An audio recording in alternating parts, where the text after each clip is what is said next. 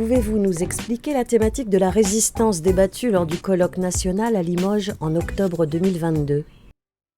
Les rencontres entre les espaces régionaux éthiques sont nécessaires. Et par rapport au thème de la résistance, on a pu échanger nos pratiques de la réflexion éthique et donc nos expériences de résistance. Alors ceci était d'autant plus intéressant que c'était des expériences de résistance dans une situation de crise sans précédent et ça a permis de voir que les situations de résistance étaient nécessaires puisque les injonctions managériales, les injonctions institutionnelles, les réglementations déontologiques ne pouvaient pas toujours s'appliquer parce que dans certains cas, les injonctions institutionnelles, les injonctions réglementaires, les injonctions managériales avaient cet effet de déshumanisation.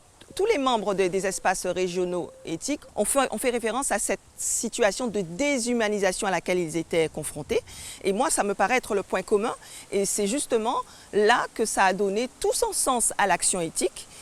Tous, on a eu cette stratégie de résistance qui était finalement une stratégie de survie pour donner un espace d'expression à l'humain.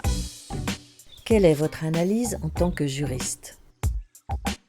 On était en situation d'état d'urgence sanitaire, ce qui signifie qu'il va falloir se poser la question de savoir comment respecter une norme en temps de crise, puisqu'il y a nécessairement des restrictions aux libertés fondamentales qui sont des dérogations justifiées par l'intérêt général, c'est-à-dire l'intérêt sanitaire de santé publique.